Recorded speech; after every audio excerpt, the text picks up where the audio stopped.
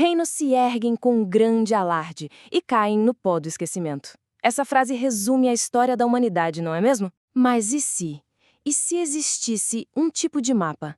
Uma profecia, sabe? Que conseguisse prever o destino das maiores potências do mundo. E se tudo isso, toda essa informação, tivesse sido revelada num único sonho há milênios? É exatamente sobre isso que a gente vai conversar hoje. Sobre a história de um sonho que literalmente mudou tudo. Uma visão que, de acordo com a narrativa bíblica, não só explica o passado, mas também detalha todo o fluxo da história humana, até o que supostamente ainda está por vir. Bom, para a gente entender essa história toda, nosso papo vai seguir 5 pontos principais. Primeiro, a gente vai ver qual era o sonho impossível do rei. Depois, como um jovem exilado recebeu uma revelação divina sobre isso. Aí, a gente entra na parte principal, decodificar a estátua e os 4 impérios. Em seguida, vamos falar de um reino um pouco diferente, não feito por mãos humanas. E para fechar, vamos entender o impacto que essa profecia tem até hoje. Ok, vamos começar. Imagina só, a gente está voltando no tempo, lá para 604 a.C. O lugar, Babilônia. Não era qualquer cidade, era simplesmente a cidade mais espetacular do mundo antigo. E no comando de tudo, o rei Nabucodonosor. Pensa no homem mais poderoso da Terra naquela época. Era ele governando um império gigantesco. Só que ter todo esse poder não significa ter paz de espírito, né? O rei estava sendo atormentado por um pesadelo. E o pior, ele acordava e não lembrava do sonho. Só ficava aquela sensação horrível de pavor. Mas, no fundo, ele tinha certeza de uma coisa. Aquele sonho era importante. Tipo, de uma importância cósmica. Aí, desesperado, ele chama todos os sábios do reino. Mas o pedido dele é sem precedentes. Ele não queria só a interpretação. Ele queria que os sábios dissessem para ele qual foi o sonho. Primeiro o sonho, depois o significado. Os sábios, claro, disseram: Majestade, se é impossível, nenhum ser humano consegue fazer isso. A reação do rei? Fúria total. Ele simplesmente decreta a morte de todos os sábios do reino. E é nesse momento de crise total que a nossa história tem uma virada. Por quê? No meio de todos aqueles sábios condenados à morte, tinha um cara diferente, um jovem chamado Daniel. Ele era um exilado hebreu de Jerusalém que tinha sido levado para a Babilônia para servir na corte do rei. Olha, o Daniel não era um sábio qualquer. Ele era um cara de convicção. Mesmo longe de casa, no exílio, ele se mantinha fiel aos seus princípios, à sua fé. E isso faz toda a diferença. Porque quando a notícia do decreto de morte chegou, a reação dele não foi de pânico, foi de calma, de sabedoria. Ele foi lá e pediu um tempo. Disse que podia resolver o mistério. E o que ele fez com esse tempo? Foi consultar livros de magia, tentar adivinhar? Nada disso. A primeira coisa que ele fez foi juntar os amigos dele, Hananias, Misael e Azarias, e simplesmente eles oraram. Pediram a Deus que revelasse o tal segredo, não só para resolver o problema do rei, mas para salvar a própria pele. E a resposta veio. O mistério todo foi revelado a Daniel numa visão, durante a noite. Ele então vai até o rei. Imagina a cena. Ele poderia chegar lá e dizer: eu sou o cara, eu descobri. Mas não. A primeira coisa que ele fala para o rei é para deixar bem claro: essa sabedoria não é minha. Existe um Deus no céu que revela segredos, e é ele quem vai mostrar o futuro. E aí, a revelação começa.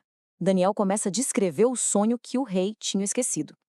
E o que ele descreve é basicamente um mapa profético da história do mundo. Tudo isso compactado na imagem de uma estátua gigante e imponente. Pensa nessa estátua. Daniel descreve assim: a cabeça era de ouro puro, o peito e os braços de prata, o ventre e as coxas de bronze, e as pernas de ferro. E o mais incrível, cada um desses materiais representava um grande império mundial, um que viria depois do outro, em sequência. É como se fosse uma linha do tempo da história desenhada séculos antes de tudo acontecer. Vamos dar uma olhada em cada parte? Vamos começar pelo topo. Daniel olha para o rei e diz: a cabeça de ouro, essa cabeça é você, ó rei. O ouro, o metal mais nobre, representava a autoridade máxima, o poder absoluto do Império Babilônico de Nabucodonosor. Depois do ouro, vem a prata, o peito e os braços. Esse era o próximo império, o Medo-Persa. A profecia dizia que seria inferior. Mas como assim inferior? Não era em tamanho, mas em poder. O poder na Medo-Pérsia era dividido. Ao contrário de Nabucodonosor, que era lei, O rei persa tinha que obedecer às leis que já existiam. O poder dele era limitado. Descendo mais um pouco, chegamos ao bronze, o ventre e as coxas. Esse terceiro império bate perfeitamente com a Grécia de Alexandre, o Grande. E a característica principal dele? Velocidade. Uma conquista absurdamente rápida e ampla. Em pouco mais de 10 anos, Alexandre dominou praticamente o mundo conhecido daquela época.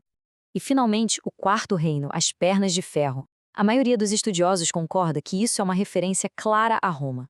O ferro simboliza a força militar esmagadora, a disciplina das legiões romanas. Mas os pés não eram só de ferro. Era uma mistura estranha de ferro e barro.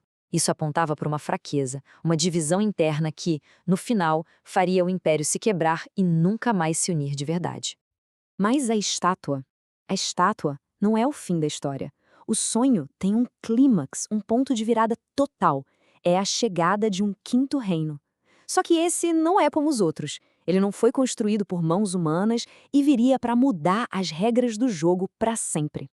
E aqui o contraste é gritante. De um lado você tem os impérios da estátua, nascidos da conquista, da guerra, da ambição humana. E todos eles, sem exceção, temporários.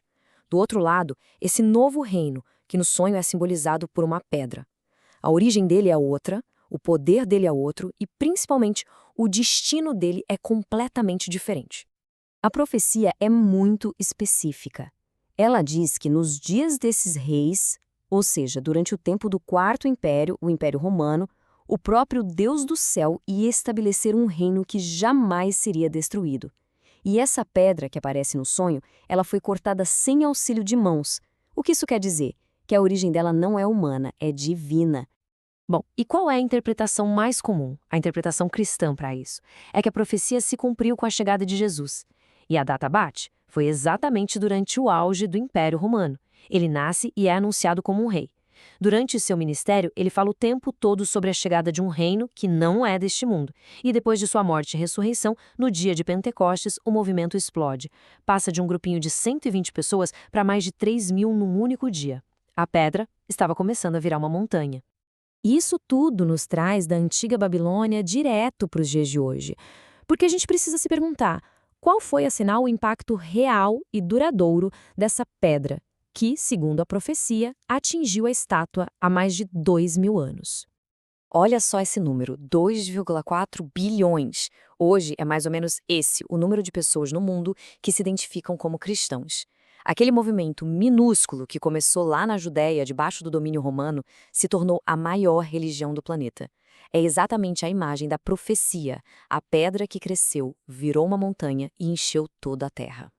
E a influência vai muito além do número de fiéis. Esse reino ajudou a moldar a nossa civilização. Ideias que saíram dele contribuíram para o surgimento de coisas como universidades, hospitais e até conceitos como dignidade humana, que foram a base para movimentos como o fim da escravidão.